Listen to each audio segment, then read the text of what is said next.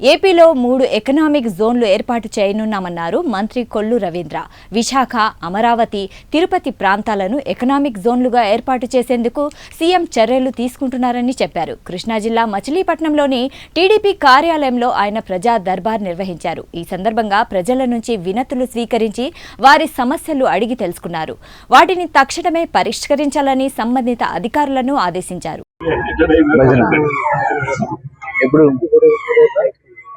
నేను ఊళ్ళో ఉంటలా ఒకళ్ళు వస్తే వస్తా, ఊళ్ళోకి వస్తా. వైజాగ్ వెళ్తున్నా.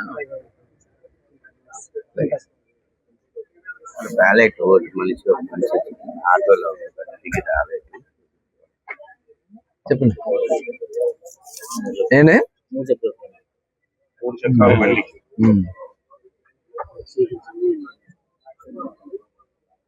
సర్టిఫికెట్ ఉందా? డీడీనా పీడీనా? పీడీనే కదా. డిజేబుల్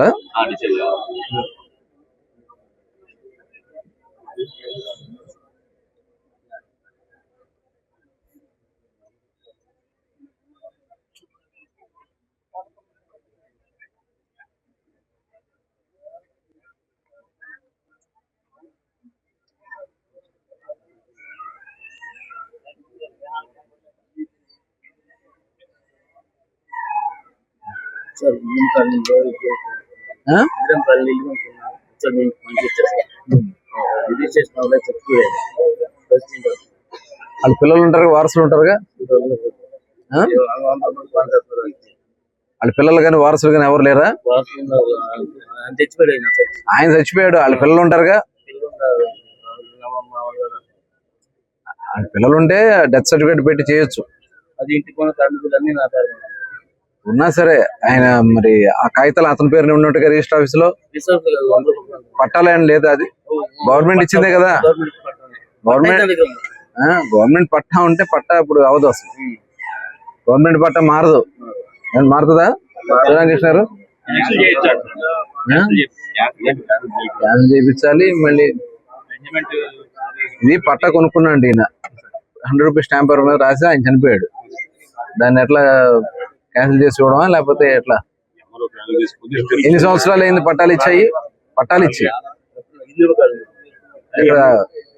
అంటే 2008 years అవుతుంది.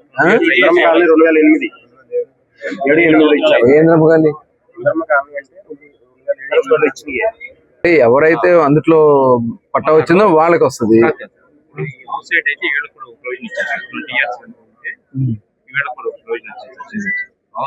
20 ఏళ్ళు అయిందా కొనుక్కుని? 2008లో వాళ్ళు ఇచ్చారు. తర్వాత 4 ఏళ్ళకి మీకు రాసి ఇచ్చాడు కదా. కొంత టైం ఆగాలి. 20 సంవత్సరాలు దాటాలంట. లేదంటే అది క్యాన్సిల్ చేసేసి అట్లా ఏదన్నా అప్రోచ్ ఇచ్చారు, క్యాన్సిల్ చేసేసి.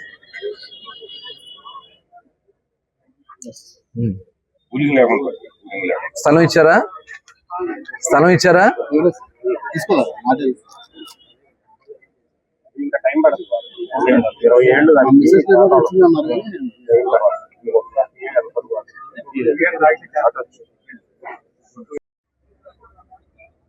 ప్రభుత్వం గౌరవ ముఖ్యమంత్రి చంద్రబాబు నాయుడు గారి ఆదేశాలతో ప్రతి వారం ప్రజలకి అందుబాటులో ఉండేదానికోసం గ్రీవెన్స్ కార్యక్రమాన్ని నిర్వహిస్తూ పార్టీ కార్యకర్తలు, నాయకులు కలుసుకుని ప్రభుత్వ విధానాలు, ప్రజల యొక్క అభిప్రాయాలు అన్నీ కూడా ఎప్పటికప్పుడు సమాచారాన్ని సేకరించుకుని భవిష్యత్ కార్యాచరణతో ముందుకెళ్తున్నాం. అందులో భాగంగా ఈరోజు గ్రీవెన్స్ కండక్ట్ చేయడం జరిగింది. మరి సమస్యలు కూడా వచ్చినాయి. అవన్నీ కూడా ఎప్పటికప్పుడు ఆన్లైన్లో అప్డేట్ చేస్తున్నాం.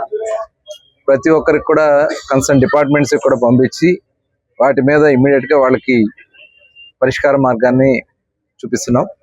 ముఖ్యంగా రెవెన్యూ సమస్యలు, అలాగే హౌసింగ్, ఇంటికి సంబంధించినటువంటి సమస్యలు తెలియజేస్తున్నారు. అవన్నీ కూడా దానికోసం కార్యాచరణ తయారు చేస్తున్నాం. ముఖ్యంగా హౌసింగ్కి సంబంధించి గత గవర్నమెంట్లో ఒక ఉద్దేశపూర్వకంగా మరి ఆనాటి ముఖ్యమంత్రి జగన్మోహన్ రెడ్డి గారు G+3 హౌసెస్ అన్నిటిని కూడా ఆపేసి అక్కడ ఆ రోజున డబ్బులు కట్టుకుని అలాట్ అయినటువంటి వాళ్ళకేమో స్థలాల పేరుతో మోసం చేసి ఖాళీ పట్టాలు చేతిలో పెట్టి ఆ స్థలాలు కూడా చూపించకుండా ఇవాళ వాళ్ళందరినీ కూడా అర్థం కాని పరిస్థితిలో ఏర్పాటు చేశారు. అందుకని ఇవాళ దాని మీద దృష్టి పెట్టాం.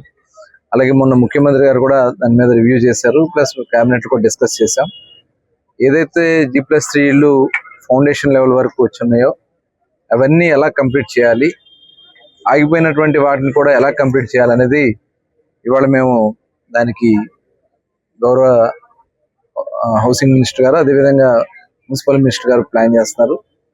అదే కాకుండా ఏదైతే ఇళ్ల స్థలాల పేరుతో కాలనీలు అని చెప్పి ఆ రోజున విలువ కన్నా కూడా ఎక్కువ డబ్బులు ఇచ్చి బలవంతంగా వైసీపీ నాయకులు పనికిరాని భూములన్నీ కూడా ఆ రోజున హౌసింగ్ లో పెట్టించారు.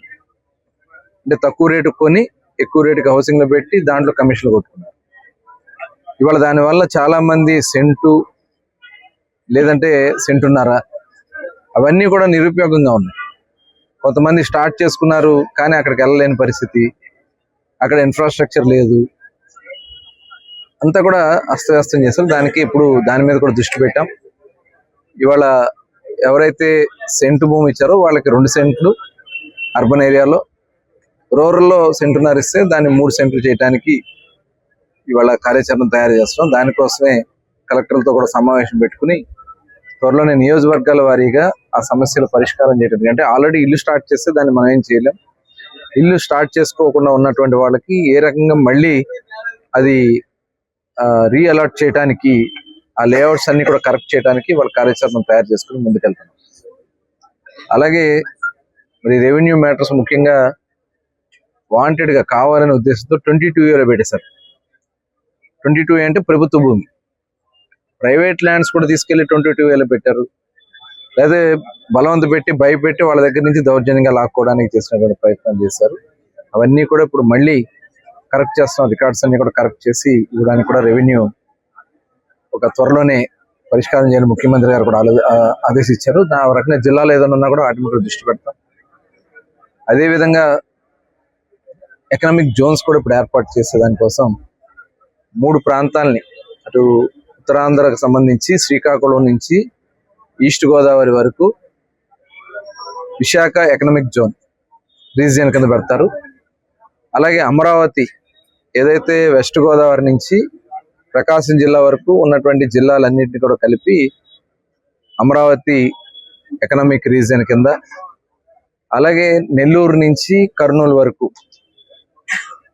అదంతా కూడా తిరుపతి ఎకనామిక్ జోన్ కింద, ఎకనామిక్ రీజియన్ కింద దాన్ని 3 ప్రాంతాలని కూడా ఐడెంటిఫై చేసుకుని దానికి కొంతమంది టీంని అలాట్ చేస్తా ఉన్నారు.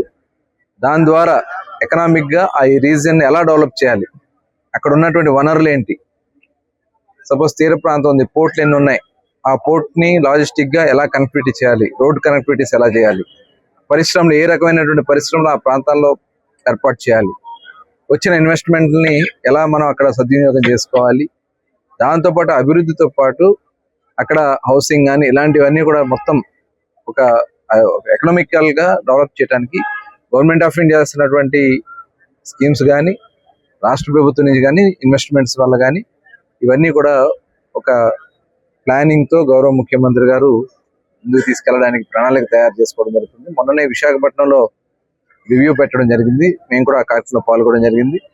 త్వరలోనే మన అమరావతి రీజియన్ అలాగే తిరుపతి రీజియన్ కూడా త్వరలోనే సమావేశాలు ఏర్పాటు చేసుకోవడం కూడా జరుగుతుంది. మరి దానిలో భాగంగా మనం చూసాం ఇన్వెస్ట్మెంట్